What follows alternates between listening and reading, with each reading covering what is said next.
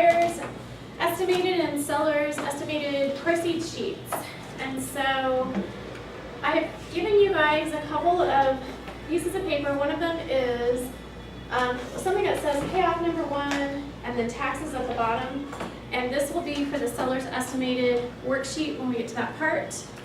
And then I've given you a pack of seller's estimated and buyer's estimated proceed sheets that we can practice on.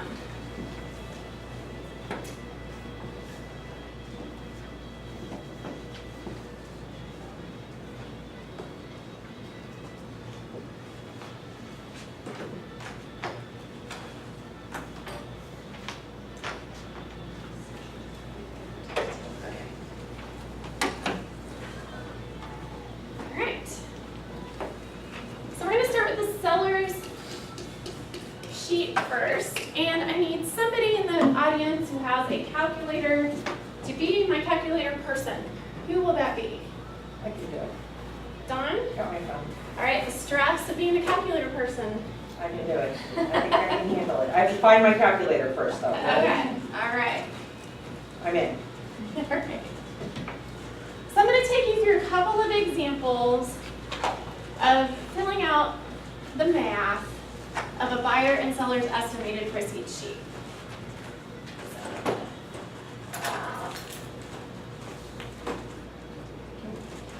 You can see okay? Okay. All right.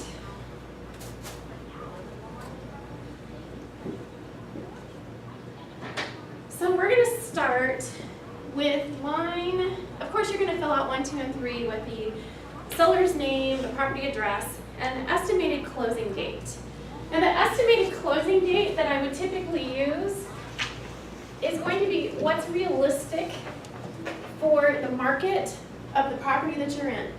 So if you have done a current market analysis and see that the average days on market is 60 days, remember that's days on market, not necessarily time to close, that's just date from the time you get the contract, then I would, if it was 60 days, then I would date that at least 90 days to 120 days.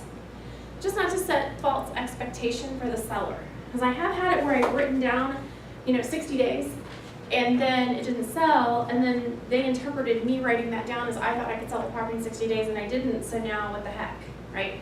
So it'll just kind of help you out if you just kind of drag that date out into the future a little bit. Secondly, I always pick a day in the month that's in the last half of the month. For a reason I'll explain in a moment. I'll usually pick like the 25th, 26th, 27th, something like that that's in the, very close to the end of the month. Typically because buyers usually pick the end of a month to close, but also it has to do with, it'll make the prorates a little higher. And I think whenever you're doing a seller's estimated pro sheet, you always want the expenses to come in a little higher estimated than they do in reality. So if you budget to do a 26th, of the month closing and the actual date ends up being 10, well, for the daily interest and some other things, it's going to make your prorates a little bit cheaper. This is more important, especially when you're dealing with a seller that may be short or bringing money to the table, which we are going to do an example like that. Okay. So for our this particular example, let's say we're going to do a 10-25 closing.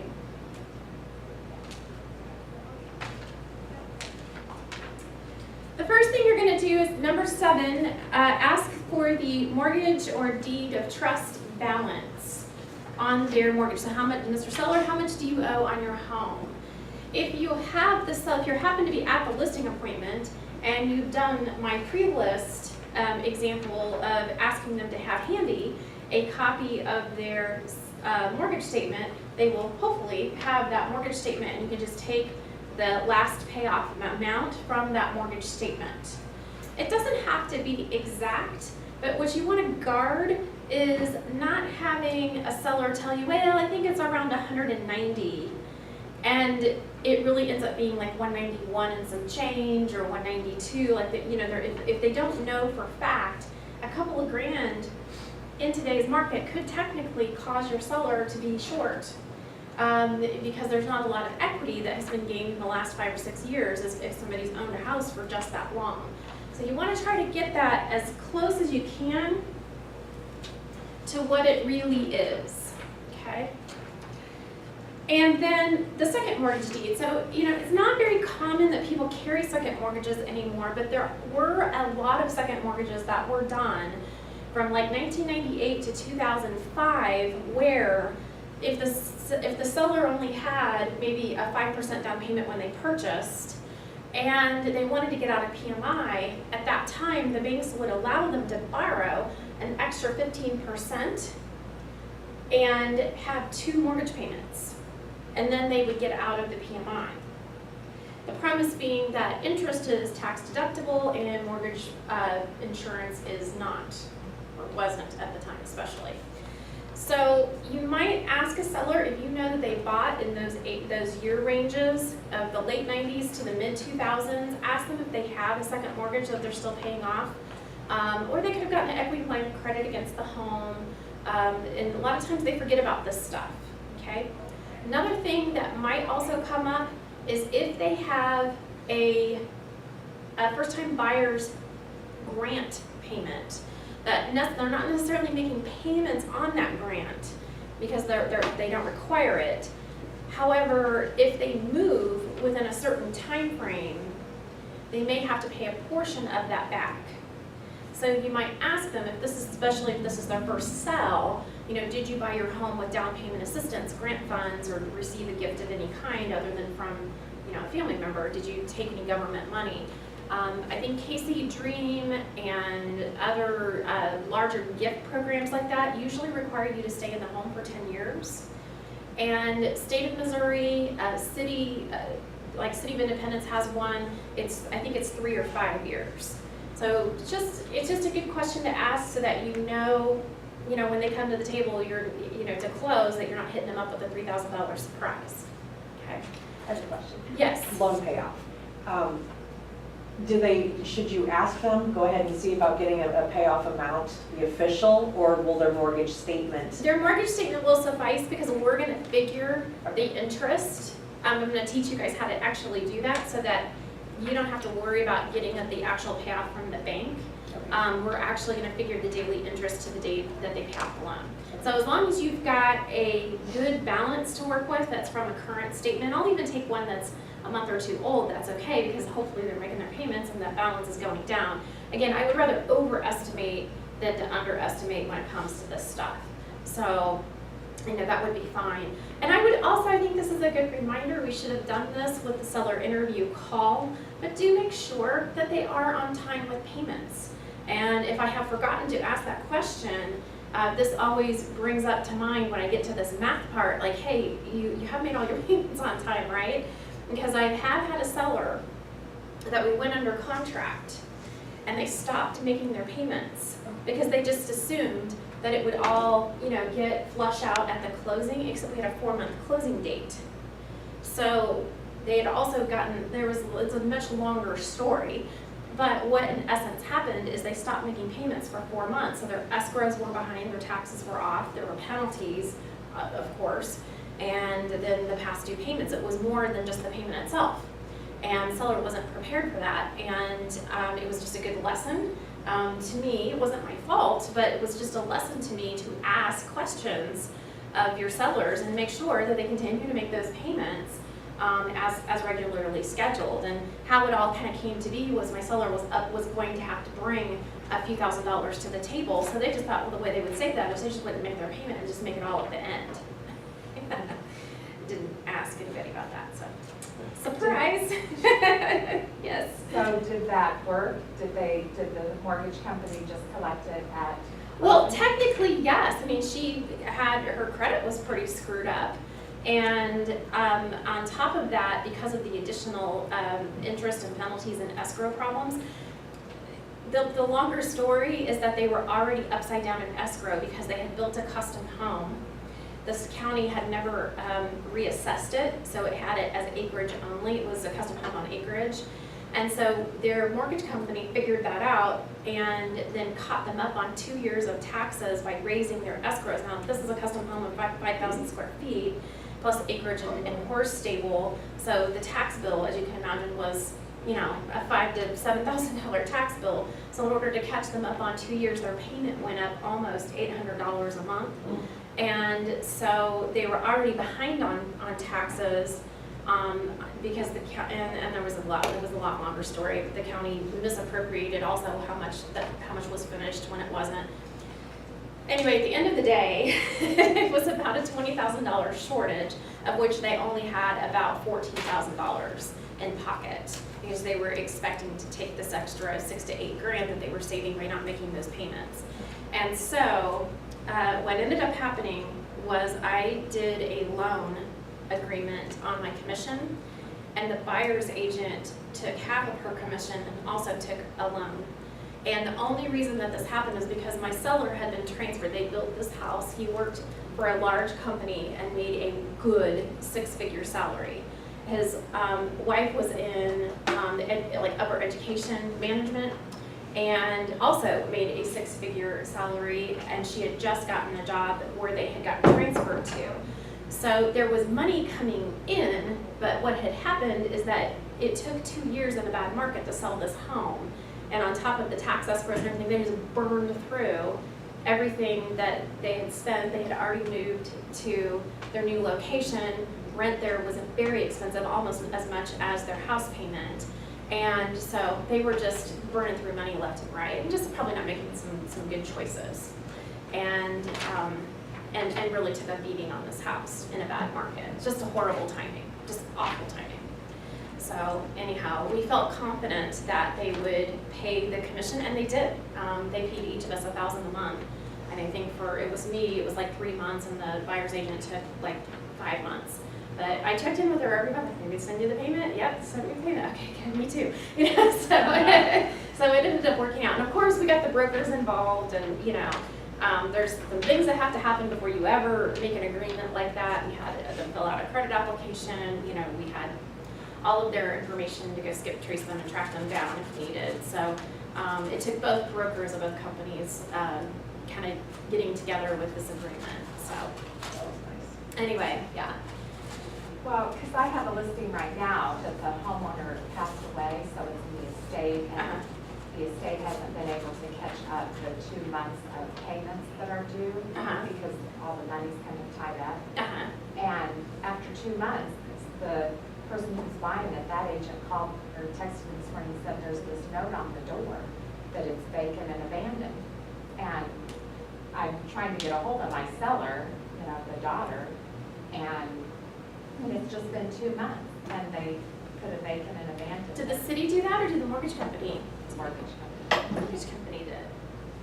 Well, because I called the number then, because I thought, well, I'll just try, because I'm the agent, and, you know, told her that it was vacant, but it's not abandoned. It's not, you know, they're maintaining it, they're paying the bills and everything. And I know that my seller has called Bank of America and said, look, my mom passed away suddenly, we're doing what we can, you know, but you have to go through these hoops to get to get her actually appointed personal rep, and it's just like, oh my gosh, they're gonna start foreclosure. I am shocked that at 60 days that is actually happening. That's Yeah, when you speedy. said 4 months, I thought, how did your people not get evicted in 4 months? Well, also remember, this was like 2007. So foreclosure, well, or 8, could have been 9, I don't know, it was somewhere in there. And right at the beginning of the foreclosure crash. So, I mean, things were coming in droves, and banks just couldn't respond quickly. So but I'm still shocked, especially when you say it's BOA. Yeah, I've always heard their. Gosh, I wish they could process a loan that fast. Yeah. That would be great. Hannah, you probably need to do some editing to this video right now. So probably all of that last conversation needs to be cut. Okay, all right, so check with your sellers, make sure they're on time. If they're not, and you fear that they will not be able to catch up or maintain, then you need to think about, is doing a short sale something that is necessary? If they're not upside down in equity, probably not, but we've got to get them caught up. And so if you need help with that, go see a short sale specialist. We have several of them in the building that can help you with at least communicating with the bank to let them know, hey, we've got this house on the market, at least to get that far. It sounds like something's just, it almost makes me wonder if something was going on prior to, was it a reverse mortgage or anything like that? Oh, man. One time it only owned it since January. Wow, that's amazing. Okay, all right. Okay, so other encumbrance, number 9. This is going to be, it could be like a grant payback. It could be anything else that's tied to the house. In other words, a debt that is tied to the deed, it's recorded. It's not necessarily a lien, but for example, a financing statement. Sometimes when a seller uses a big, like AB May or ABC siding or something to do a lot of improvements to a home that are very, very expensive, that bank will do financing for the homeowner, or that company will do financing for the homeowner. So you'll be making your payments, like $200 a month to pay for the $10,000 worth of siding that you just had put on the house. And it's not necessarily a debt or a second mortgage against the home, but what that company will do is place a statement in county records that if the house is ever sold, that their debt now has bearance on the sale of the home, so that any balance that would be due, then the title company would then check in with them to see what's owed on the house and to pay off the balance. So that way, the homeowner doesn't move out and leaves an $8,000 balance, and because then they'll have no want to pay it off. So if they can get that money out of the proceeds of the sale, they're going to tie up the sale. So it's called a financing statement. And this is all stuff that you can also review on title. So when you get your title insurance, this is kind of the stuff that you'll be looking for to make sure everything was disclosed to you properly. Okay, first mortgage interest proration, line 10. Okay, for those of you that are struggling at math, I actually have a little cheat sheet for you. And so we're going to go to payoff number 1 and interest on loan number 1. So this is how we calculate. So the first thing you're going to need to know is what is the interest rate. And so let's just say the interest rate on this particular deal is 5%. And I typically will write that out to the side. Like when I ask the seller these questions, I'll write it out kind of in this little margin right here, so that when I get the offer and then I have to do this again to let them know what that offer will net them, I already have the figures on the sheet and I can just look at it and I've got the balance, I've got their interest, I've got everything right there that I need. The mortgage interest proration is always going to be the month that you close from the 1st to the day you close. So it's going to be from 10/1 to 10/25.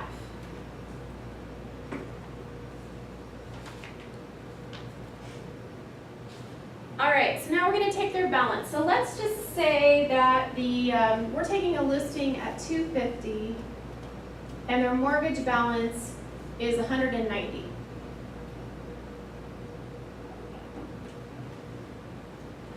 At 5% interest, what you're going to do is you're going to take the 190 times 5%. And that would be the second line, take interest rate times amount of loan left. And Dawn, what is that number? 9,500.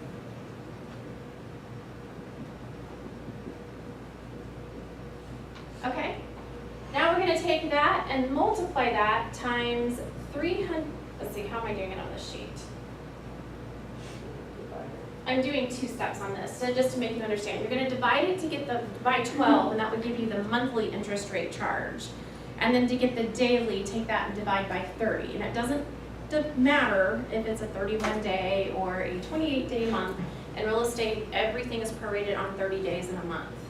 So this divided by 12.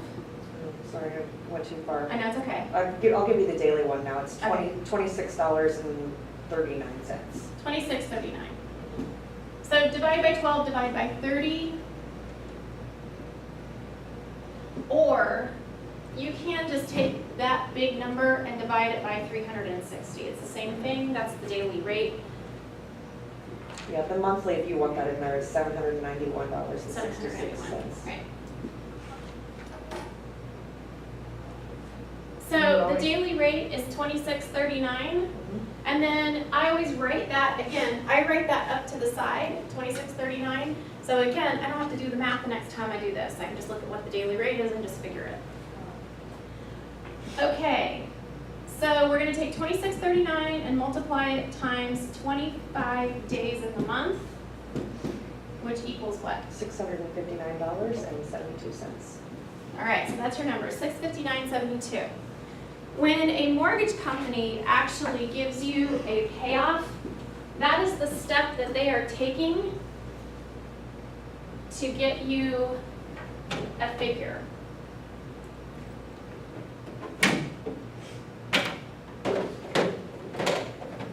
And then they're gonna figure that for so many days and then tell you that payoff amount is good through this date. So if we were doing this for this seller, we could say, okay, Mr. Seller, through 10/25, your payoff is $659.72. Does that make sense? Now, if they pay off the loan sooner, they're gonna get a little credit on interest. It's not gonna be that high. The only thing you do need to be aware of if you're playing exact is an FHA loan does not prorate the seller out.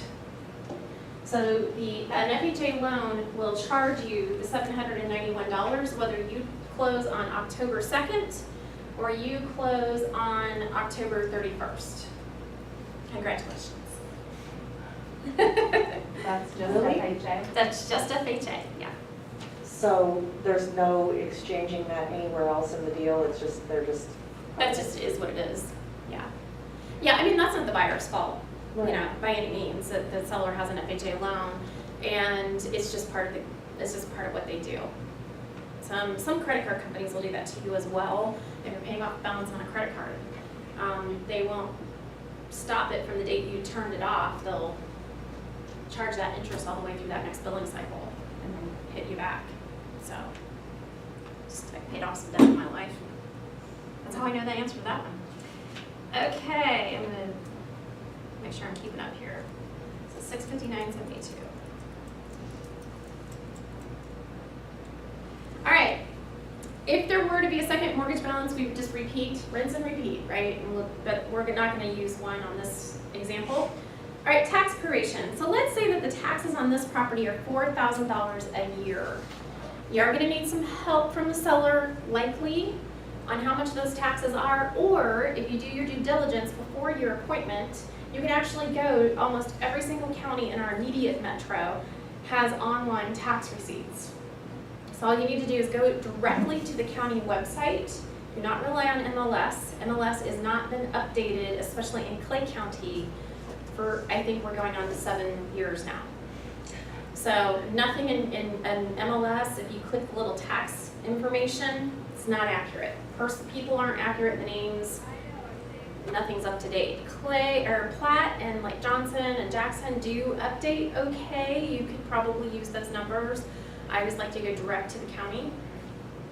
Also, it's just interesting to know that those taxes are paid. So I always just like to see those receipts. I have done a listing and the seller was responsible for their own taxes. They had abandoned their escrow payments and went direct.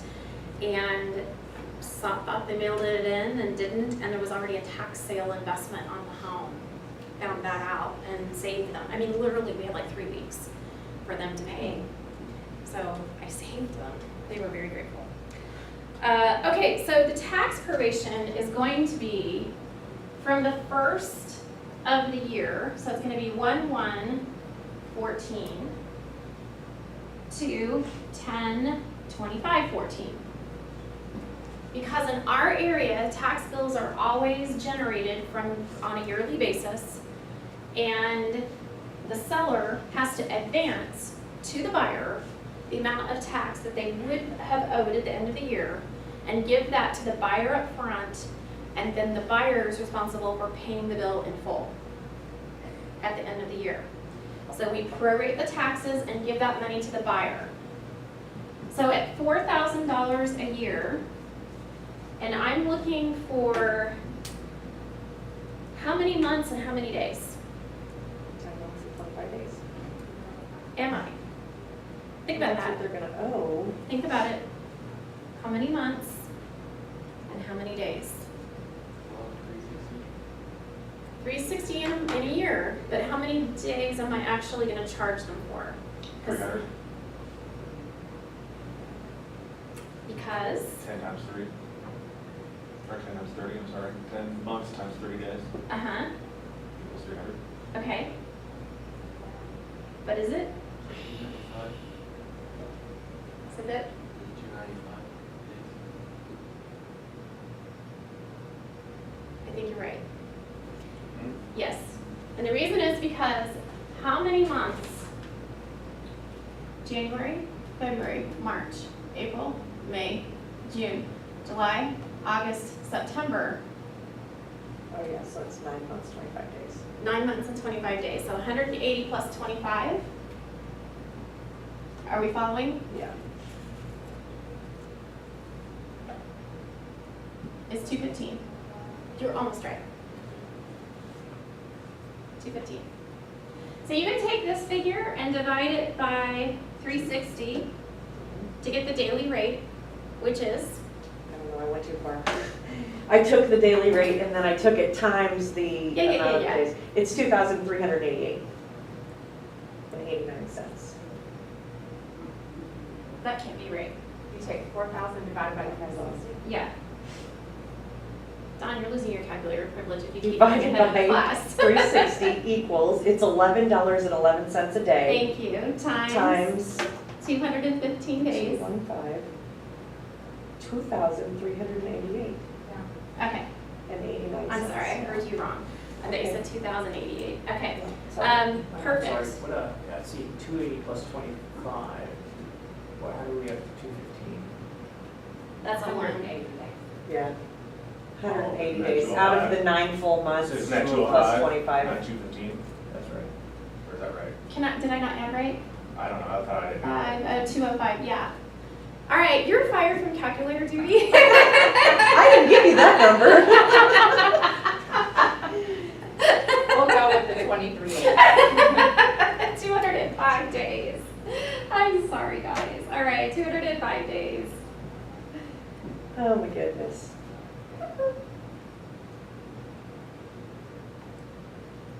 Times 205, it is $2,277.78. Okay, cool. And I don't really worry about cents on this side, so. Okay, so 2277 is the number that goes in on line 12. Mortgage prepayment penalty. This is just, it is what it is. If they have one, they have one. If they don't, they don't. Most mortgages in today's market do not have a prepayment penalty. Some bad mortgages that were written in the early 2000s did have prepayment penalties, although probably we're past the threshold on the length of time where those have been refinanced out. So, but it is a good question to ask, and again, sometimes we'll bring it to mind, because you might ask somebody, do they have a payment penalty, and then they don't think about grants and things like that. So it's just good to ask these questions in multiple ways. Title insurance policy. So there is a big gray card that Chicago Title hands to everyone. Whenever you take any of their training, you can just go into their office and get one that will give you the amount of mortgage insurance. I don't have mine handy. Does anybody have one handy? You have a star pupil? I don't think I have it anymore. Oh, okay, all right. So I'm just gonna kind of chicken wing this one a little bit, and we're gonna say that that number is 650, okay? So line 14 is gonna be 650, but that's where you get that number. Done. So what is it at 250 sales price? Hold on. I can't see anymore. 250 is, what were you asking about? The total, go to the line, the third column. $636. Dang. Owner's title policy rates. Okay. So the true number is 636. The way that that is done, it goes like 240 to 250, 220, or 230 to 240, you always round up, so always go higher. So if you're selling something at 245, look at the up to 250 and that's your price for the title work. At the bottom of those rate cards, there is also a buyer's closing fee and a seller's closing fee written in. The seller's closing fee is $150. So that is going to go on the next line, which is 15. And is that all the time in Missouri then? Yes. That is correct. Continental title doesn't charge closing fees. They do not. Interesting. Okay. Good to know. Unpaid assessments. This is a good question to ask because unpaid assessment could be something like they had their sidewalks done by the city, or they came in with new curbs. This happened to me on a house up off of North Oak and 98th Street. When they widened North Oak, they went in like a block and a half and redid everybody's sidewalk and then charged them an assessment to have that nice new concrete laid for them. They were given the choice to have it done by a contractor of their own or to pay the city. Of course, the city's rate was cheaper. So my seller had an $800 sidewalk charge that he still owed like $400 on. He was just paying the city like a certain amount per month. So that's where the assessments could come in, something like that. A sewer assessment is also something very common. If you are in unincorporated Platte County, especially between Platte City and Smithville, there is a little area in there that had an assessment done for public sewer, and so you gotta check that out. There's pockets even in Kansas City. I remember a deal I had off of I-29 and I-35 where they split right at Carbon Road. There's just on the north side of Northtown, there's a big hill with a lot of trees, but there's a couple of neighborhoods tucked in there that one of them they're all on septic up there, and you wouldn't know that. And just so happened that I had shown the house and left my card like you're supposed to, and another buyer's agent had actually found out this information, and it was not on the seller's disclosure that that home had already been billed for an assessment. And my buyer was interested, but we hadn't gotten to the due diligence part of checking everything out. And this agent calls me and says, hey, I just want you to know I had a client that put money down on this house, and we found out that there's a sewer assessment and it's $18,000 and the seller's not disclosing. I just thought you'd want to know. When they had come back in to do inspections, he picked up all the cards and called every single buyer's agent to warn them about that. And I was like, thank you. That was pretty cool. So, if you're check that stuff out, because the assessments, again, can be billed like at a monthly rate. There's a section of unincorporated Platte County right off the 9 Highway that happened to about 8 or 9 years ago, and I had sold a house over there where they were paying a $40 a month assessment. Well, my buyer just went ahead and paid it. We were kind of trying to figure out how do we negotiate through it. And my buyer decided that they were the ones that were going to receive the benefit. The seller had already paid the majority of the bill. And they were like, you know what, we'll just continue to pay it. We were going to pay sewer one way or another anyway. So we'll just finish it off. It only had like a couple years off on it anyway.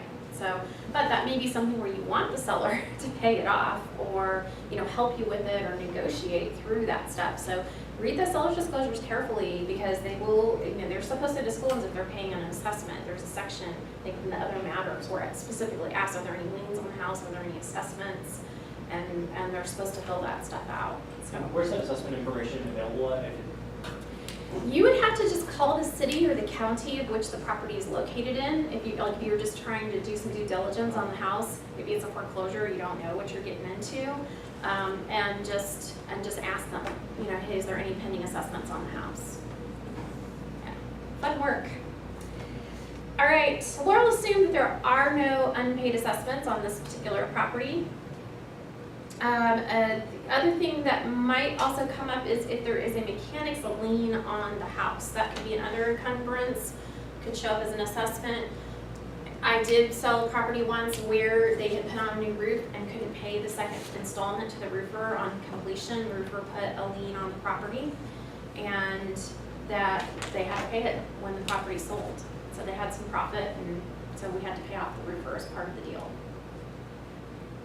That would come on the title report. It should, yes, because it's recorded. It's recorded. And you guys, you can actually get a county login to look at the recordings, by the way. Both counties, Clay and Platte up here, kind of made the appearance of privatizing them. You can search and you can see, but you can't see the details or the actual paperwork. And they did that to stop people from using that information to spam people through mail. If you just request a login from the county, you can actually get a login, being a real estate agent. So just fill out their little paperwork. But you go to the recorder's office and ask for that, and then you can see any document, any piece of paper, lien, mortgage amount, any of that stuff. Have you suggested do that? Well, I haven't. I mean, I'm a little stalker, as you know. You're really good at it. I'm too. a little scary, but yeah, I mean, that's really cool information to have sometimes, especially if you're going in blind with a seller that's being a little cheeky about giving you their payoff information, or you don't feel like it's accurate. I will look at what their recorded mortgage, and I'll just run an amortization table, assuming they made all their payments as they're supposed to, because what you're going to see is the actual loan promissory note. And so it's going to say a mortgage balance of 190 at an interest rate of 5%. So you can figure that out, get the payment amount on a mortgage calculator, and then run that through an amortization. Okay, they took this loan out 5 years ago, where would they be today? Approximately here. And then you'll have an idea of what they owe on the house and what type of a situation you're going into. The market's recovering, and that we've put some distance in between people doing 100% financing and values going down, and they're starting to stabilize a little bit. We're coming into less and less short, people being short or upside down in their homes, and it's not going to be as important for me to stalk people in the future. But for a while, it's like I didn't want to go on a listing appointment if I didn't know that the seller, if I knew they were going to be short. Why even go spend a couple hours of my life preparing and going on the appointment if they just plain and simple don't have the 10 grand to pay off, their shortage? So we'll have those conversations on the phone rather than having them in person, and maybe save myself a little bit of time. And if they want to make it work or they have the money, then great. So that's why I have it. It's also great to find liens and other encumbrances. Do they have a second mortgage? It's interesting to be able to see that documentation. So you can also look at the trustees' deeds. If something's been foreclosed on, there will be, or in the process of, you can find a trustee's deed by searching the legal description. So, Would any of those assessments for like the sidewalks and curbs, would that be on the title work too? it should be on the title work. It's not going to be in county records necessarily, but it will be on title. They should have that. Okay, broker's commission. So this is going to be the entire commission that you are charging, including the part that you're paying the co-op agent. So for this example, let's just use 6%. So 6 times 250. Don, give me one more chance.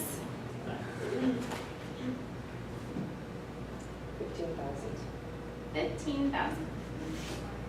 And then I will usually, like, off to the side write down what percent I said. Anything that I have, an admin commission, that's going to be on your other commission if you're charging an admin commission. Anything that's term of the money, I write it down.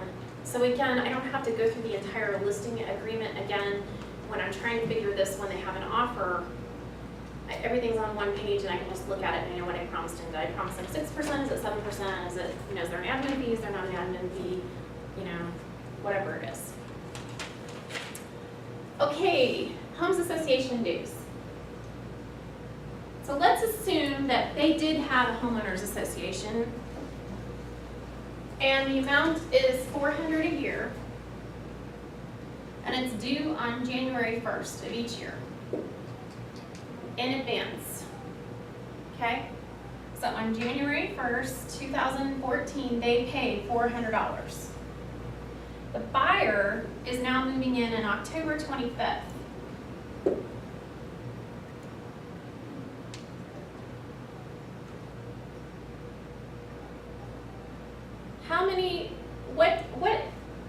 Who can tell me what should I put here? Well, they're paid ahead, right? Right. So they will be owed $65, or not dollars, but days worth. The seller is owed, If they've prepaid, correct, okay? So this is actually a credit. It's like one of the only places where you get to write a plus sign, okay? So this is a credit to the seller that the buyer will have to pay the seller for the rest of the year in HOAs. So that we already determined there's 215 days. Is this right? I feel like I have screwed, because this tax number, that's what I was thinking about as I was doing this. Should be 295. Yeah, it's not 180 days. Where did I get that number? Why didn't you yell at me? You have permission. That is not correct. Okay, so 295, and you're saying it's 65 days? yes. Well, I mean, if you figure November and December plus 5 days in That's October. correct. Yep, that's right. Good job. Good job, calculator girl. Okay, so 65 days. So all we're gonna do is take the $400. Divided by I just want to start 360. this tape all over. Divided by 360. Divide by 360. That's $1.11 a day. $1.11 a day. Times 65 days is $72.22. 72.22, and that's going to be a credit, not a debit.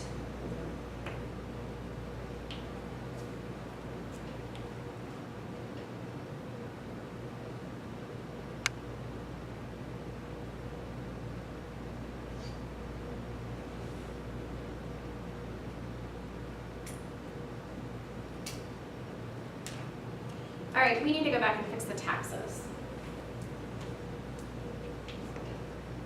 That's 207. Not 180, it's 207 Yes. plus, because 9 months times 30. Yes. is 207. Absolutely. Of course it is. And that is not calculator girl's deal. Let me just say. I did not Sorry, 'cause I'm calculate just like in those. my head, I'm like, well, half of 4,000 is 2, and that would be due in June. But then I just went with it. So yeah. So no, you guys, if something doesn't make sense, you have permission to call me out. All right. So 295. Chris was right from the start. Times 2639 is how much? What are we doing here? I'm lost. I just need you to Yeah, I do know, but 295 days times 2369. Times 23.69, 6,000. 6,988. Yeah. It can't be that much. No, it's not. So I need to back up.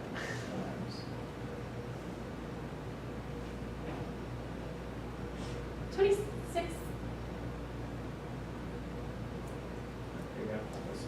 I need to start on fresh Is paper. that right? Plus 20. Yeah, all regardless. it's gonna- Yeah, I can't do it No, anymore. no, no. It's a, you know what, that was the interest. Oh my gosh, I just made the mess. The taxes was 1111. Oh, okay. Oh, yes, $4,000. Times. That's my bad. 295. 360 equals, yes, 1111. Times how many days? 295. 295. 3,277, that sounds better. It sounds Yeah, Really good. $3,277. sounds awesome. Okay. So how did we mess that up? Just counting the days? I just, for whatever reason, I took 30 times 6 instead of 30 times 9. So when I told you 180 days plus, that was wrong. So I made a mistake. And, and that is, and Chris was right, because you initially said 295. So that was where we started, that's where we went wrong. So the prorate, this is right. What we did, the number of days was wrong. We're gonna do this again for a short, so we'll start clean and then work one really well. Okay. Okay, release of lien. So this is a charge that the county has for taking away the liens, the mortgage lien, anything that needs to be cleaned up in the county records and dissolved.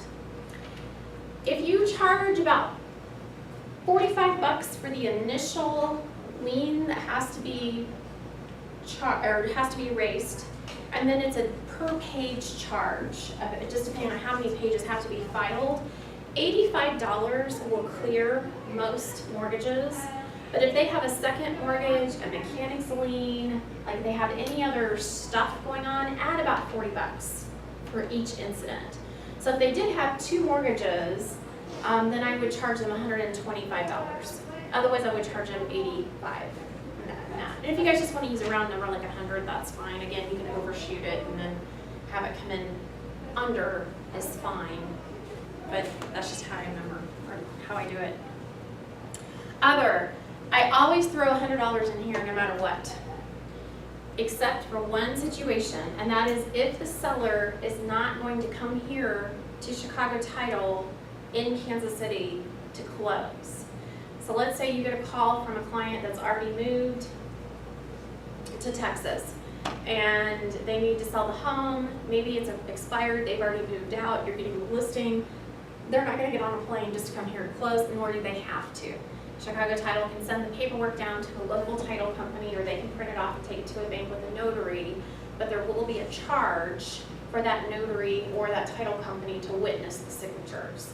So in that situation, I would add in a couple extra $100 to cover any witness fees and FedExing of the paperwork if anything needs original signatures to be kept, okay?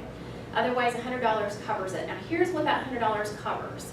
It covers the state of Missouri insurance fee that protects the buyers and sellers' money while it sits in the closing. So if money gets wired into Chicago Title and suddenly is lost, embezzled, or stolen, the state of Missouri will protect that money 100% and reimburse it. Now, with the title company who you're dealing with have ultimate responsibility, absolutely sure, but the state of Missouri will step in, and really it's just a way for them to probably just get a little extra money in the bank. The seller and buyer can decline that coverage, so it is optional. It's $25. But most people just let it go.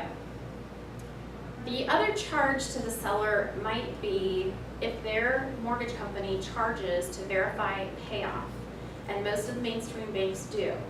They will charge the title company convenience fee in order to look up the account and give them an exact payoff amount. That fee can range anywhere from $10 to about $70. It depends on the bank, it depends on the loan, and who it's with. Is this all still under number 21? This is an other. Others? I'm just kind of telling you what other can be. And then if they want to have money wired into an account, so let's say somebody buys my house and they give me $250,000, then I can have that $250,000 wired into my personal bank account, or I can have Chicago Title write me a check. Okay, if I don't want to wait, I just want to put it in my savings account, then there's going to be a wire fee to wire that money. The other time when there would be a wire charge is if the seller is then going to purchase another home, and maybe perhaps that money needs to be wired back out as a down payment for the next home. So that would be another instance where you would have that wire charge.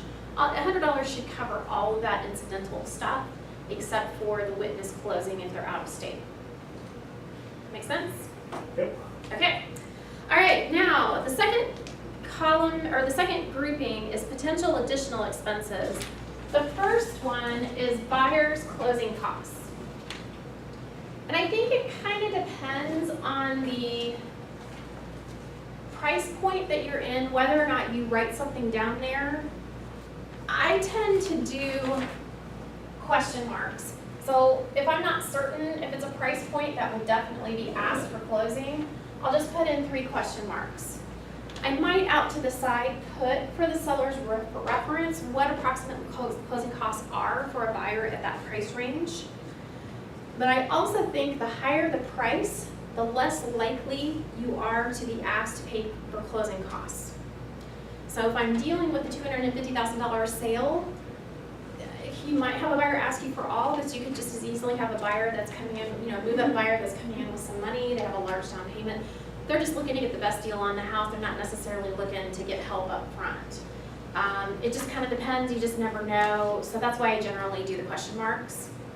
But if I'm at 150 and under especially, I'm probably gonna jam a number in there. And that number is usually gonna be about $3,000.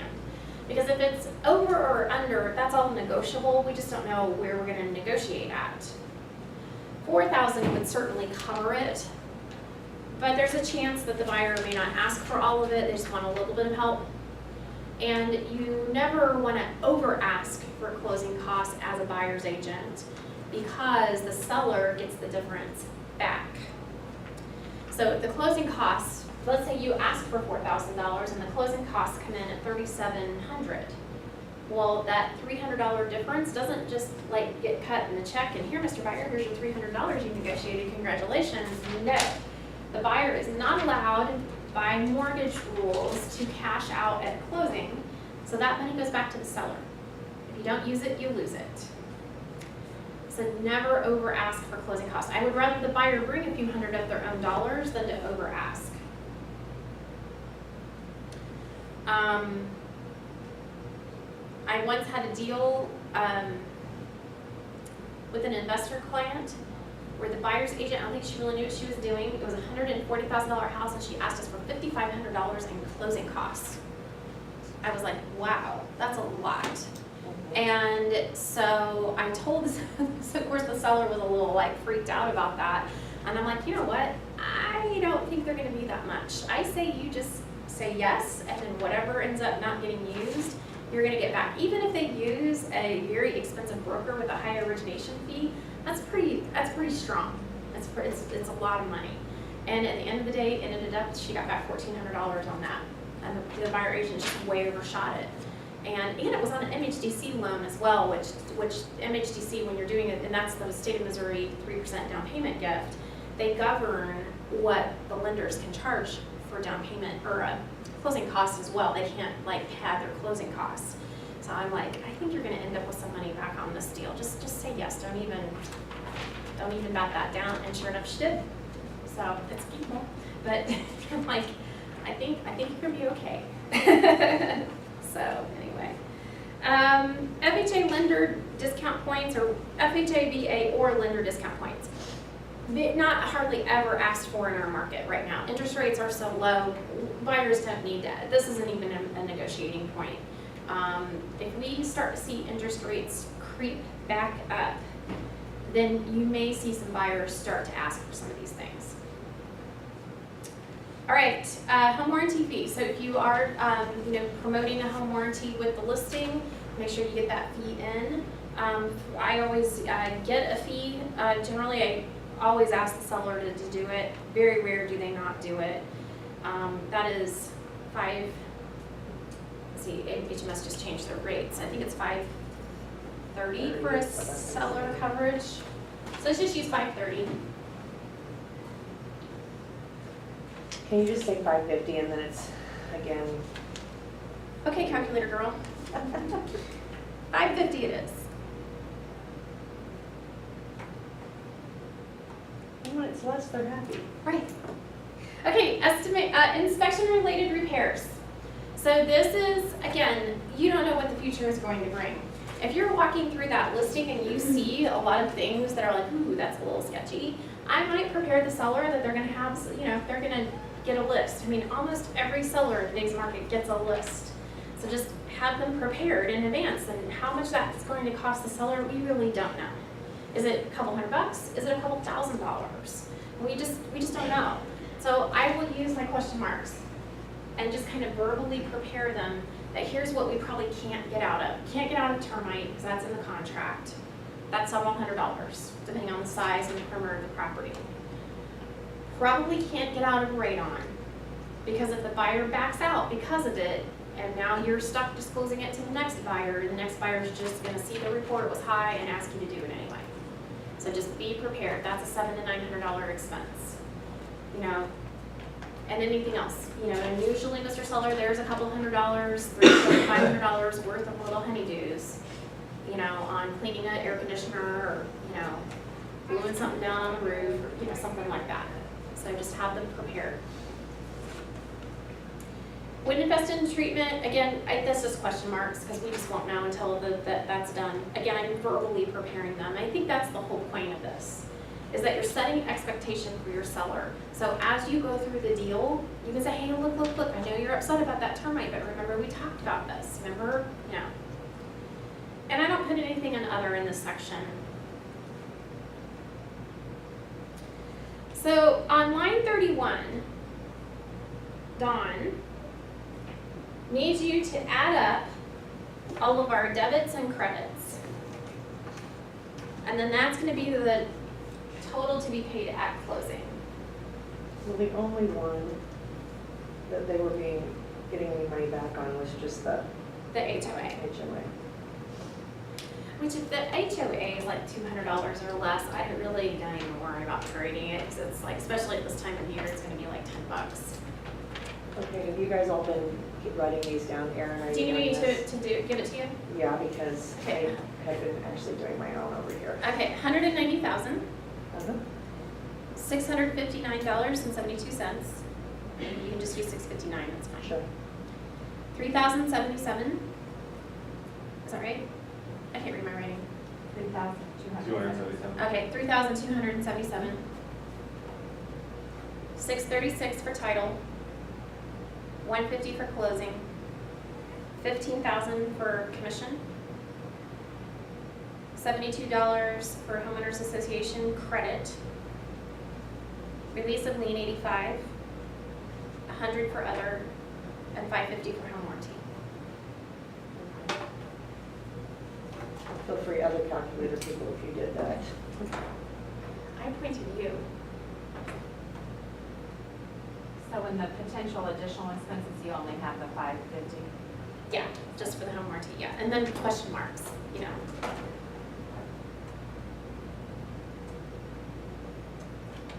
Oh, I already messed up that. Come up with 210, 400. 210, 400. Excellent. So to get the proceeds, what do we do with that? Subtract that from the price. Excellent. Subtract that from the price. And that gives them a profit of $39,600.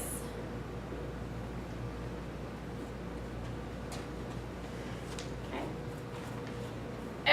Best practice is every time that you have an offer, before you even present that offer to the seller, do this net proceeds and know what they're going to come away with. Because sometimes a seller will get emotionally tied to being asked for something from a buyer when the outcome would be completely okay. So I always present my offers with, you know, Mr. Seller, we have an offer and I'm pleased to let you know if it's profit, you know, that this offer would, you know, profit you X amount of dollars. Let me show you how we got there. The buyer, and then I'll take the offer and I'll say, you know, the buyer's offering you $250, the buyer's offering you this, the buyer's offering you that, and here's the math that shows this is what you're gonna come out with. How do you feel about that? Yay, nay. But if I just say, hey, Mr. Buyer, say our listing price is $250 and the buyer's offering $240, right?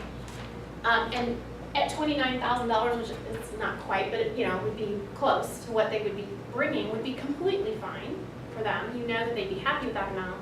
But if I just lead in with, hey, they're offering you $240, I might just be like, well, that sucks, because right? Right? We're at the end of the day, if they come away, like Mr. Seller, you're going to come away with $29,000. How do you feel about that? Oh, that sounds good, right? Now, if I can negotiate more money for them, great. It's just padding. It's happy. I mean, it depends on the seller, and it depends on what their goals are and what the offer is. But at least to let them know what accepting this offer would mean. So you have it. Now, they don't have to sign that one. Just do the math. Just have it handy so that you know. Coming out of a bad market where every dollar was super, super important, you kind of had to be able to figure these very exacting. And my business partner who taught me came out of a market where everybody made money. If I owned property for 5 minutes and sold it, I could make money, right? Because the prices were escalating. So she did not do these very detailed at all. In fact, didn't even worry about the payoff. Just let them know how much the charges were, because everybody would just profit anyway. So it's interesting how you come in and out of different markets, but really in all markets, the seller is always gonna wanna know what their expenses are, what does that mean to them, what's their bottom line, okay? All right, so we're gonna, very quickly, since I don't have to explain what all this means, we're gonna do an example, and on this one, we're gonna have some trouble, okay? A little trouble. So we're gonna use the exact same figures. So somebody write down this $11.11 for the tax proration per day, and keep this $26.39 for the interest per day, because we're gonna use the same figures, so we don't have to redo all that.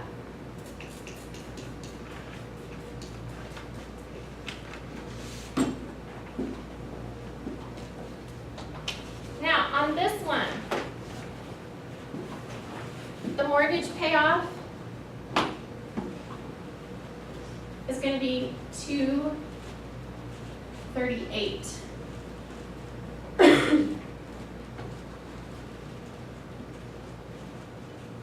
sales price is or the list And price. $250 is the list price.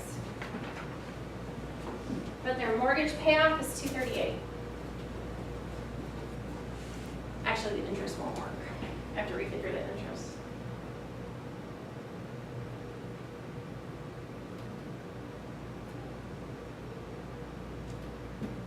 At 5% interest, we're gonna have to refigure this. What is my daily charge?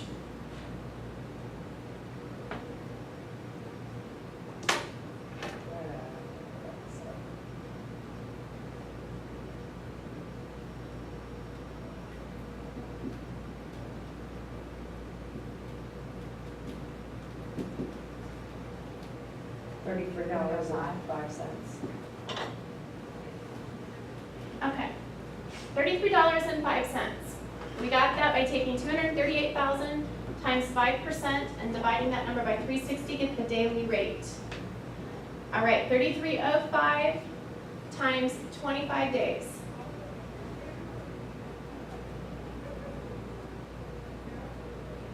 $826.38. Okay, so your interest is 826.88. 38. Taxes, actually, is that not gonna be the same, because we're doing the same numbers. So that was 32.77.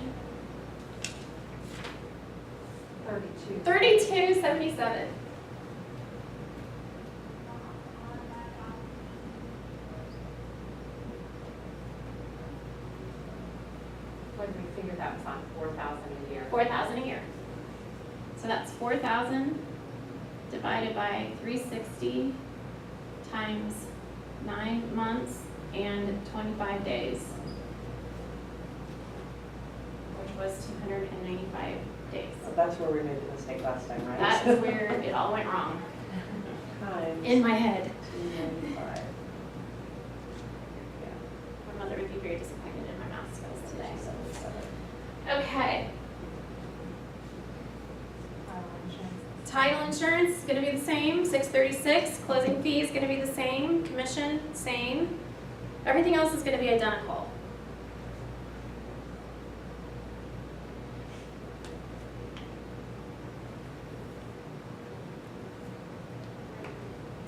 So now I need somebody to total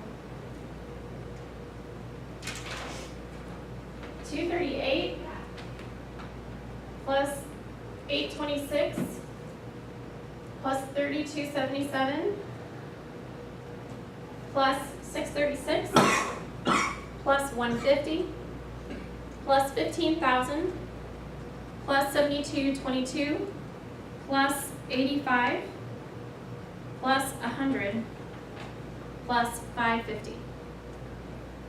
Was that 72 actually a credit, right? That is a credit. Nice catch. And what do we get? 255, 307. All right, if we subtract that from the purchase price of 250, what happens? Negative. Or negative.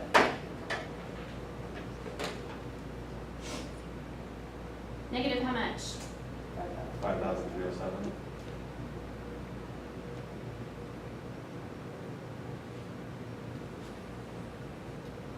Mr. Seller, in order to sell your house at $250,000, it's going to require you to bring $5,307 to the table, approximately, give or take.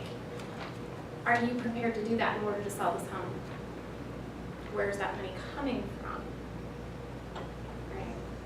Now, if this seller is willing to do this because they have to move, they don't have a choice, or they just want to grab a deal somewhere else, maybe they're buying a great foreclosure and they're willing to bring a little money in order to get a better deal on the other side, that can certainly happen. We call that a short fall.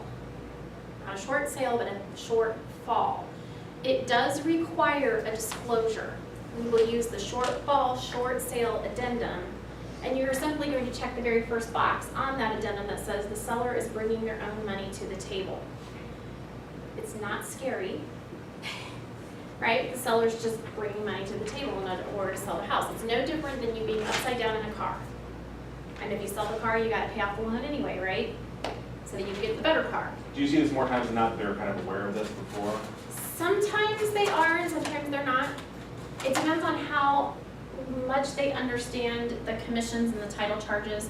And I haven't even, Mr. Seller, what happens if your buyer comes in with closing costs? What if they don't give you a full price offer? Right? I mean, this could go to $15,000 very quickly with $3,000 or $4,000 in closing costs asked for and, a $245 offer. And it could get a little scary. So you got to make sure your sellers are okay with this, and that's why you should kind of mentally do this before you get to the listing appointment if you think it's scary. Okay? And it may be that the seller will opt not to sell. Right? Now, if you do this and you've got a seller that is desolate, lost a job, sick, divorce, has death and doom, something horrible is happening in their lives that is preventing them from making their payments on time, perfect candidate for a short sale. In that situation, you're going to want to get some help with that. If you're not a specialist at it, do not do these on your own. Go get help. There are agents in our office that are happy to do that. And have somebody assist you through the process. If you want to learn it, great. I don't even mess with them anymore. I just refer it. Just here it is. Happy listing. I do not want this. But once people master the process of handling a short sale, it's a lot of work, but you will get a lot of listings as people who don't like short sales will refer them to you. But you have to have some processes and systems in down. So your mom is one of them that has good processes. That's Shalene. So that is your red flag there, okay? Questions about any of the seller estimated proceeds sheets? I'm gonna flip it around and we're gonna work on buyers. I got 258 for that number. Or 250. I didn't even do it. Oh, Okay, I don't know. I get the same, but it's all the same point, I guess. same thing, yes. Okay. Who gave me the 255? Was it you? It's all Did you good. I get didn't keep up 250? with it. Something. He did? What? You got the same thing I did. Yep. The 250. Oh, okay, all right. So the 327. Okay, that's fine. Okay, so stand up for a second. Math is hard. And just kind of shake it out. Just let it go. So do you try to do a lot of this before they're sitting at the table in front of you? Because that's the part, public math is even harder than normal math. Well, that's actually how that little cheat sheet came to be, is that my husband Doug, who's brilliant at math, kind of, just struggled with, the pressure of I'm having. doing it in front of somebody, Right, having doing it them in front of sit there somebody. and. And so I just made that sheet for him, just so he could fill it out. Because most sellers aren't gonna know how to do math either. So, I mean, it's very rare that you're gonna sit down and do that, and they're gonna look over your shoulder and go, you multiplied that, wrong. They're just not gonna do that.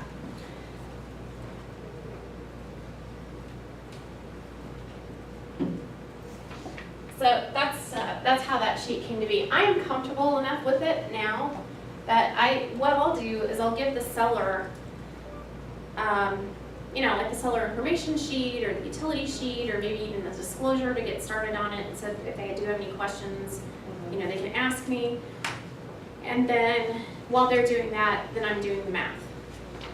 But I do already have in my head, or I've done the math on what I think is reality before I even go. Because again, if I'm dealing with that last seller that we just did those proceeds for, I don't know if I want to go if they're not aware that, you know, if I don't think it's realistic to sell their home for $250 and they're not prepared to bring money to close, you know, why waste your time? It's a better conversation to have, hey, you know, I kind of did some math on this and, you know, I know you guys really want to sell on a scale of 1 to 10. How bad do you really want to move? I mean, how bad is it? And maybe instead of you going to their house, have them come here.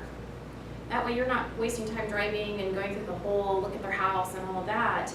And then you're doing the math here in a professional area.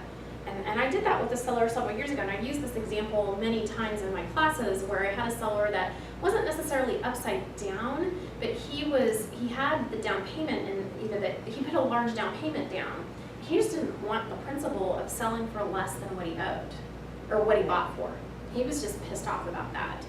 And he had bought in at about 172. I didn't think the house was going to go for much more than 155 at best. And he was just mad about it. And I was like, why don't you come into my office and let's talk about it? And so I had him come into the office and I showed him that payment chart. That's how the payment chart came to be, was I wanted to show him the benefits of you sell your $155,000 house and move up into something that's $400,000, which was what his goal was. And here's how it's going to pay you like 100,000 times over to make that move now and take a loss on the house in order to get the better gain of building your dream home now when the interest rates are low. And was able to demonstrate that in a math problem as to how this financially benefited him to sell for less. And so when you're working with a seller that has the ability to do that, sitting down and talking to them about it is just easier up front. Okay, buyers. File compliance says that we have to provide our buyers with an estimate of their closing costs at the time that they make an offer. And this has to be turned in with your file compliance. If you are fortunate enough to have the lender's buyer's estimated sheet, because the buyer has brought it into you or the lender has sent it to you, it is perfectly acceptable for you to take the lender's copy, have the buyer sign it. As long as the offer price and purchase price is the same or pretty darn close, you can have the buyer sign that one. Just keep a copy for your records. You don't turn it back into the lender or anything like that. It's just between the buyer and us that they understand that they have closing costs. I will say 8 times out of 10, I do not have such paperwork at the time I make an offer, okay? So I'm going to either have to be hassled with chasing the lender down and getting the buyer to sign it later, or I can just make one up. And this is where people get all freaked out and get all worried about it. And remember, this is just an estimate, especially on the buying side. It can be very broad ranged.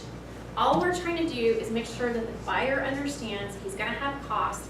Approximately, this is what we think it could be, and are they aware of that? Sign here, my broker requires it, thank you, and good night, okay? So it's not as complicated as the seller's estimated, because most buyers are gonna know they're gonna have closing costs.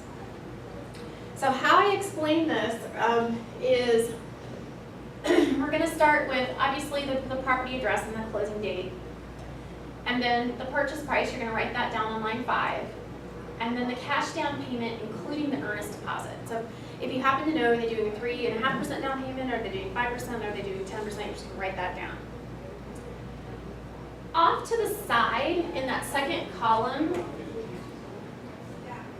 this is where they call that a Milo. No. The thing that's like the old school projector, but there's a name for it. Elmo. It's an Elmo. That's a new one. That's the new version That's of the old school. new yeah. version of the old school, yeah. That would be very nice. Okay, so in the second column, under that down payment section, so let's just, for easy math, please, I don't want you guys to only sell $100,000 homes, it just makes it easy. So let's say they're doing a 5% down payment and it's $5,000. Off to the side, I'm gonna write down what I anticipate their earnest or what it is and circle it.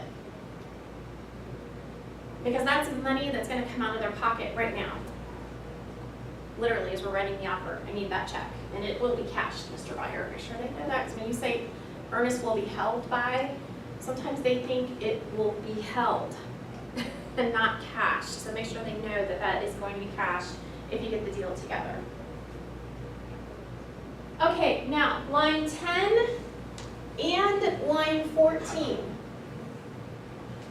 are the only two lines that the lender has complete control over.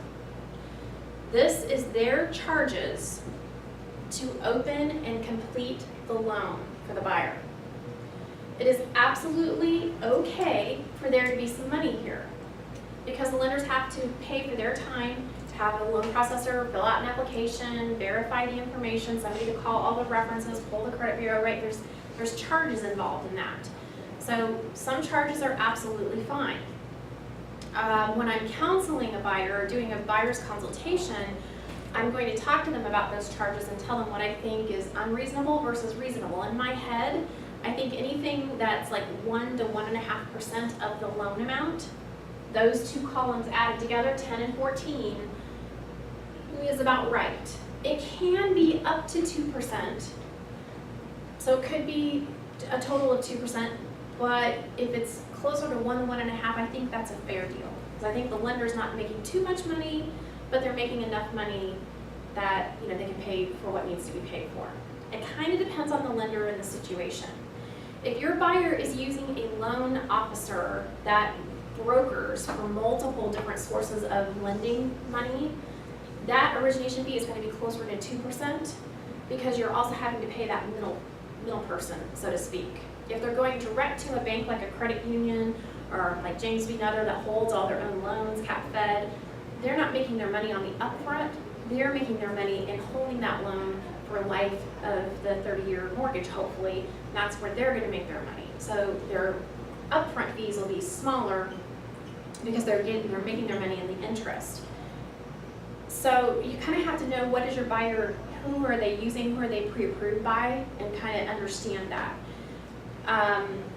In this situation, I'd probably just split the difference. I'd probably use $1,500 if I'm doing 1.5% of $100,000, and I just split the difference in the two lines. So I put $750 on one and $750 on the other, or $500 and $1,000. Doesn't really matter. Just put some numbers in there. Is it on the loan amount or the price of the house? It's on line 10 and line 14. I mean the 1.5%. Do you figure it on the price of the house or the loan amount? Technically, the loan amount. Okay. Yeah. Technically, the loan amount. That would be correct. Okay. Loan discount fee. Again, this is something that very rarely buyers going to encounter. But if you have a buyer that has a lot of upfront money and is very interested in buying down the interest rate, you can write something in there, or I would just put ask lender if they're interested in doing that. Most buyers aren't even interested in it. Line 12 is the credit report and an appraisal fee. And I think $400 to $450 for an appraisal and $50 for a credit report is pretty fair. So let's just write $500 for that line. And again, I'm going to circle it.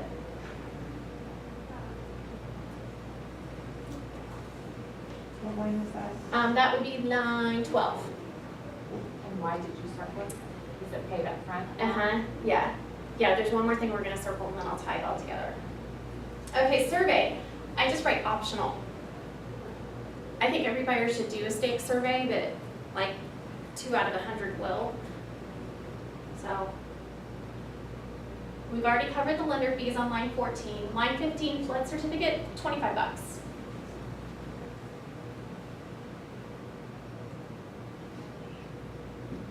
PMI, ask lender. Make sure your buyer understands what PMI is, but here's the thing about PMI rates. They vary from loan product to loan product. They can vary on the amount of down payment, the amount of loan, and their credit score and debt to income ratio. The riskier those scores and the ratios, the higher that mortgage insurance is going to be, because the bank is going to see them as a candidate to be more likely to be in foreclosure than somebody that has a low debt to income ratio and a better credit score. So I don't like to make those promises because I'm not seeing that information. I'm just going to write ask lender.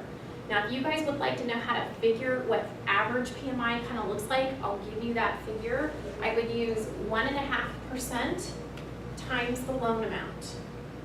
1.5% times the loan amount. So if the loan amount, for easy math, is $100,000 times 1.5% is $1,500, right? Divide that by 12.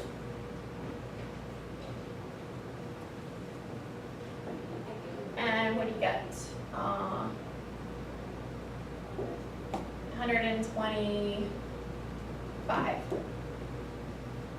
That would be their monthly PMI. Just to kind of give you guys an idea of, so if somebody's asking you to figure a payment for them, you can at least, account for the PMI. But whether it's closer to 1% or closer to 2% is going to depend on them and the lender. That would be a situation where if the origination fees, so line 10 and 14, if those are higher, sometimes that comes at the benefit of maybe having a better PMI rate or having a better interest rate. So if those are more expensive, then what's the benefit that the buyer is getting? So don't always look at something and go, oh, well, that's a 2% fee, that's really high. Well, no, because if they're getting a 0.5 discount on their PMI rate, right, then that doesn't matter. An extra $500 or $1,000 at close is nothing if it's saving them $100 a month. So we'll make up for that really quickly. All right, next is the escrow closing fee. This is $370 for Chicago Title.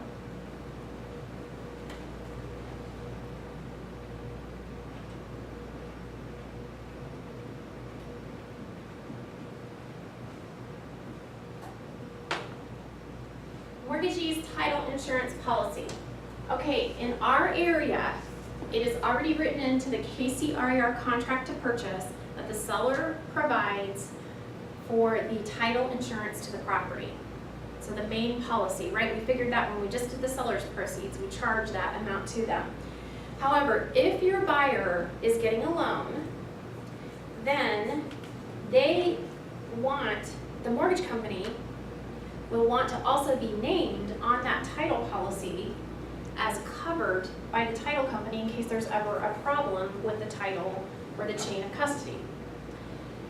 So the buyer would be responsible for the charge from the title company to add that lender to the policy. Are we good? Any do that again? Okay. That is typically going to be half of whatever it is for the seller to add one more person on there. So I think we had that figured at $636. So in that example, it would be about $310. So would we, with this one, since it's 100,000? You would go to the 100,000, which is $456. 456 and divide by 2 would be about 225.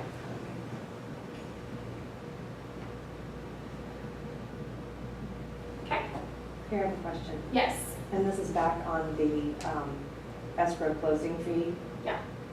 And my question is, just because it says 325 on here, do I have an old one? It's not dated.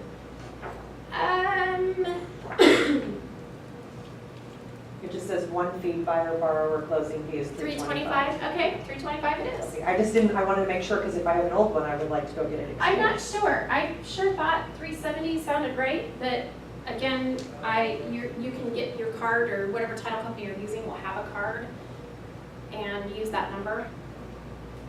And so number 18 is typically half of the cost that the seller is charged. Uh-huh. Okay. it's close. Recording fee, $100. And if for any reason you're dealing with a buyer that is recording 2 mortgages, so they've got a first and a second or a home equity line of credit, bump that recording fee up because there's gonna, just like the seller with a release of lien, you're gonna have to open county records, record the sale, and then you're gonna have to record the lien, and then you're gonna have to record the second lien. And so each one of those instances, we're gonna add about 40 to $50 to the buyer. So we'll say 100 for recording. Kansas mortgage tax. If you are closing in the state of Kansas, your buyer will be charged $2.60 for every $1,000 that they borrow. So in our situation, if our borrower was borrowing $100,000, they would be charged $260 as a Kansas tax. Okay. Make sure your title company, especially if they're Missouri-based, adds that in. I've had that experience before, where they forgot to add in the mortgage tax, had to call the buyer after the fact and have them come bring them a check. It wasn't a lot of fun, but that's why reviewing the HUDs and being really detailed about it sometimes just makes life easier, even though it's hard when you're in a hurry. You got a lot going on. Broker's commission. If you are charging your buyer an administrative commission or additional commission, that's where you need to redisclose it and put it in there. And then on inspections, I typically write in $350 for whole house, $100 for termite, and $150 for other. Again, this is a little high, and then I'm going to circle all 3.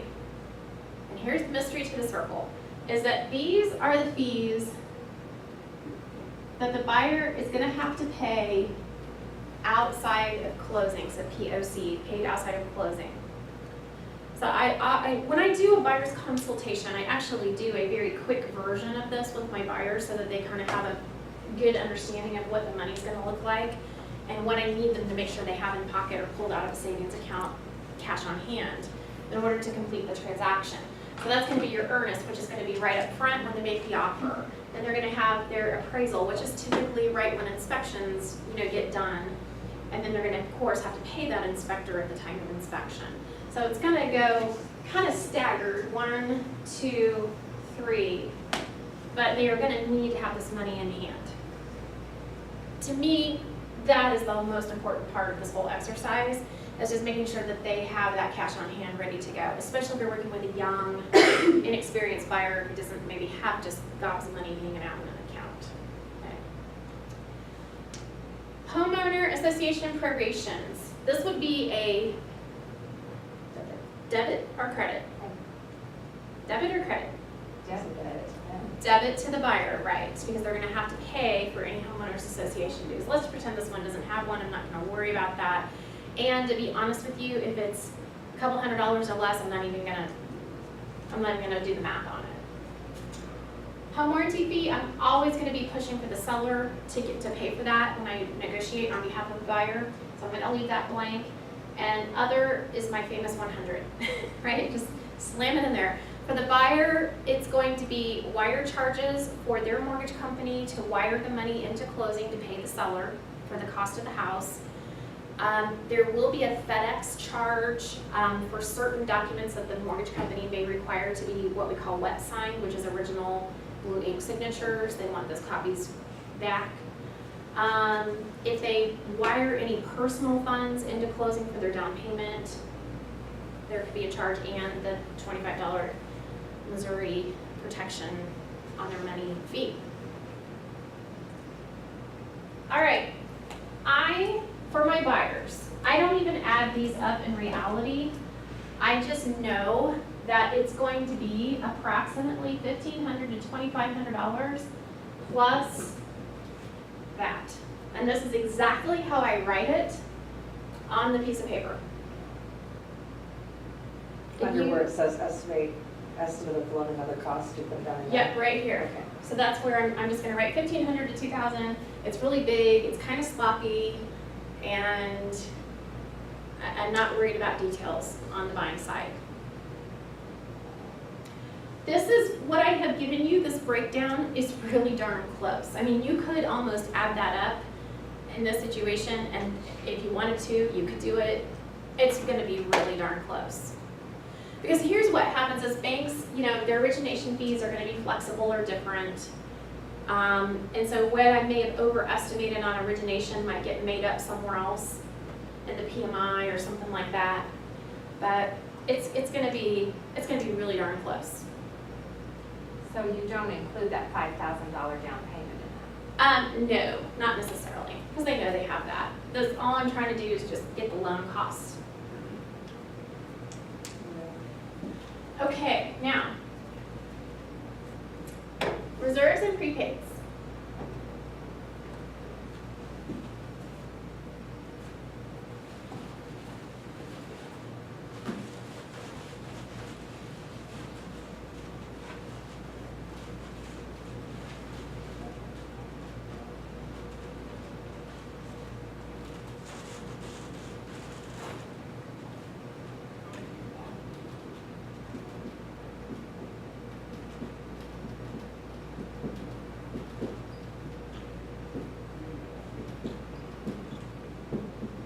Okay, this is a calendar. Here's January, here's December. The buyer is closing in October at the end. We already, from doing the seller side, already know that if this were a seller transaction, the seller is going to have to pay all of the taxes from January 1st to October 25th and give those to the buyer at close. When the tax bill comes due at the end of November, first part of December, the mortgage company is going to pay all the proceeds out. Also remember that in the mortgage world, the payments are in arrears. So when we move in on October 25th, we'll have 5 days of prorated interest for the buyer. But they are not going to make a payment until December 1st because you have to accrue all of the interest by living in the home for a month before the payment is due. This is actually how I start my buyer's consultation. Is an assistant that I had noticed that I did this on the back of paper and said, would you like me to make you one? And I said, yes, that would be awesome. And so that is part of my buyer packet. Those of you who have taken my buyer consultation course have seen it. And I explained this to the buyer because giving them this month off in payment land, especially if they've been a renter and they're always paying in advance, it's kind of like getting 1 month free for buying a house. And they kind of like, woo, and it's a little more fun, and you're putting a few $100s into their budget, to make the sale a little more comfortable for them. So here's the problem, is they haven't yet made a payment, and that bill usually comes out right around Thanksgiving, and the mortgage company may choose to pay that bill as soon as they get it, because they do not want these tax bills to go delinquent and have extra penalties and fees or risk a tax sale. So you maybe send your payment on December 1st and it crisscrosses in the mail, so the mortgage company doesn't have a dime, right, of the buyer's money to pay that bill that it's due. So at closing, the mortgage company is always going to grab about 2 to 4 months of buffer to bridge the gap from having the month and a half off, and in case this crisscrosses, that 3rd month, and then anticipating, is the bill gonna go up or down a little bit, right? So they're gonna grab a little bit of a buffer. I typically, when I do these, I'll do 4 months for taxes as a buffer. So let's do easy math. No calculator required. Let's say the tax bill on this home is $2,400, which is a little aggressive, but let's just say it is. If we divide that by 12, it's $200 a month. 4 months of buffer means on line 44, taxes, 1/12 of 2,400, and I'll usually write out here 200 times 4 equals $800.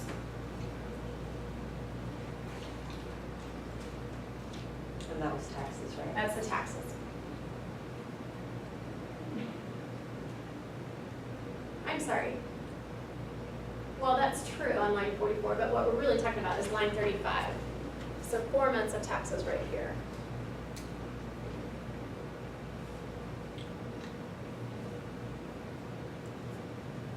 Hazard insurance is dealt with 1 year upfront.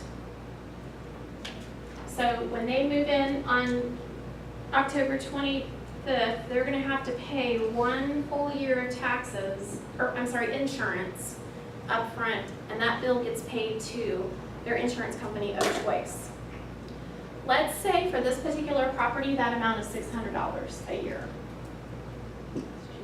That's probably cheap, but it divides by 12 nicely. If we divide that by 12, we get $50 a month. For the very same reason, the mortgage company is going to take 2 to 4 months of buffer because the homeowner is going to start making payments in December. So we're missing October prorate plus November, and that homeowner's bill is probably going to get generated in August for the homeowner and the mortgage company to review. If the homeowner wants to shop insurance companies, it gives them time to do that. If the mortgage company does not hear from that buyer that they want to change insurance companies, they're going to go ahead and pay the bill because the mortgage company does not want the insurance to lapse on that house because they're really the owner of it, right, until the buyer pays them off. So they're going to send that insurance payment, make sure there's no lapse in coverage. So again, there might be another couple of months gap plus the gap down here, so they're going to take 2 to 4 months of buffer. So that's going to be a total of 16 months due because you're going to have 1 year up front at 12 months plus the buffer of 4. 16 total months.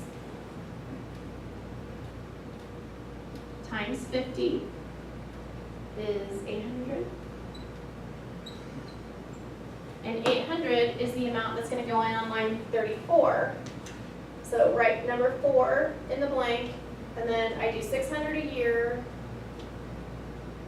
800 a year, and then down on the monthly payment section, line 45, hazard insurance, 1/12 of 600 is $50. And you're going to write that in on the blank. Are we good with what I've done? I have one question with it. Online, would it be 36? Is that what we were just looking at, the tax, or the, We were just doing insurance? 34, okay, hazard insurance. hazard insurance. And do we put in just the 4 months there, which would be the $200? It's 16 months. You do the whole 16? Yeah, Okay. because it's 1 year upfront plus the buffer. Okay. PMI, ask lender.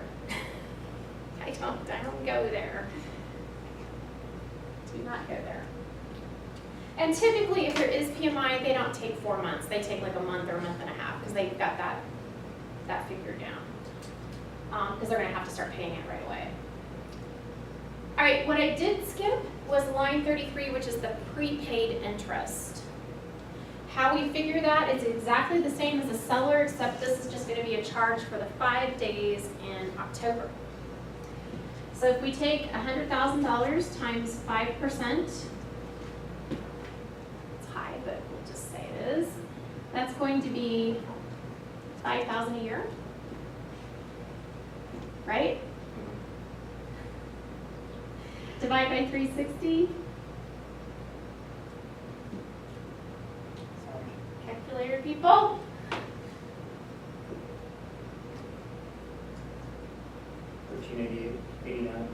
$13.88. Okay, that's fine. I might even just call that 14 a day just to make it easy on myself. Times 5 days is $70. We're not talking about a huge number there, unless they're moving dates on October 5th.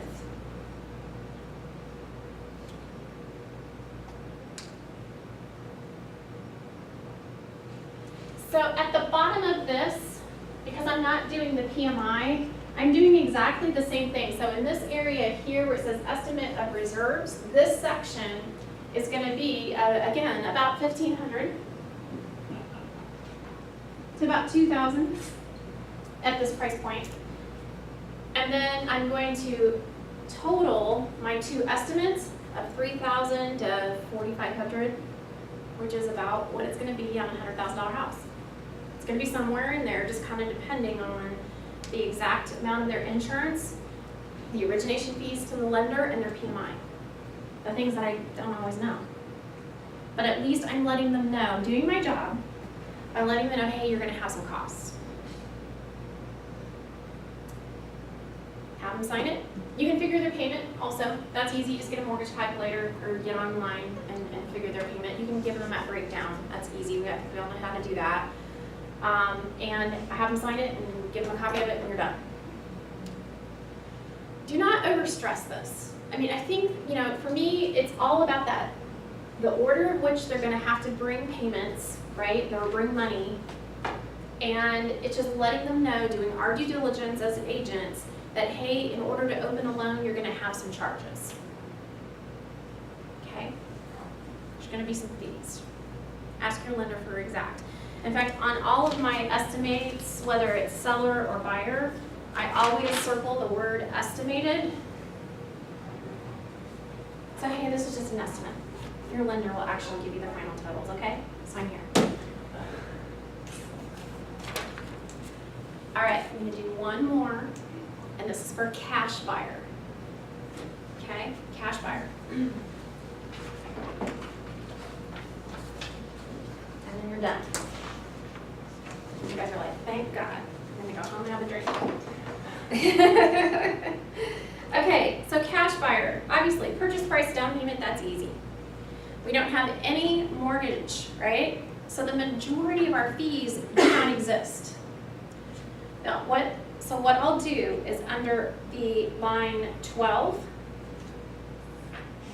appraisal fee. The majority of cash buyers don't do appraisals, but some of them will. So $450 if they do the appraisal fee. And I'll write optional on top of that as well. Survey, optional. If they want the title company to do a flood cert, put in $25. If they don't, leave it blank or just write optional. They're still gonna have an escrow closing fee to close the loan, so $325 for using Chicago Title. Or if that rate card was right. The seller pays for the title insurance, so we don't have any lender needed to be named as on that additional insurance, so you're good to go. There will be a recording fee. It should be a little bit cheaper. I'd probably just put in $80 just to be safe. You could just leave it at $100, but they're only gonna have to record the deed. There's no lien or anything else, so it'll be a little bit cheaper.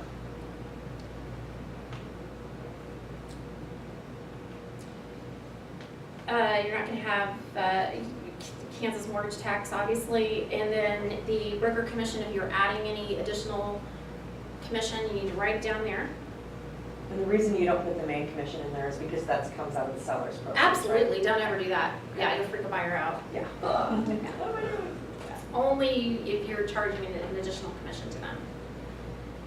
Inspections are exactly the same, $350, $100, and $150.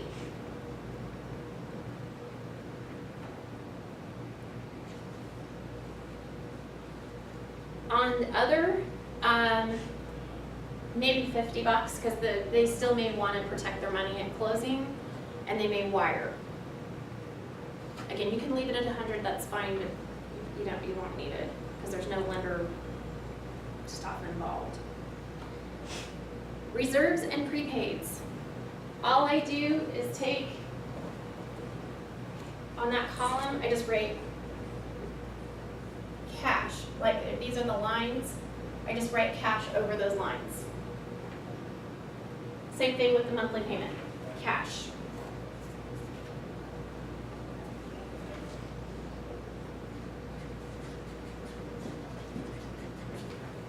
Just like that. You're done.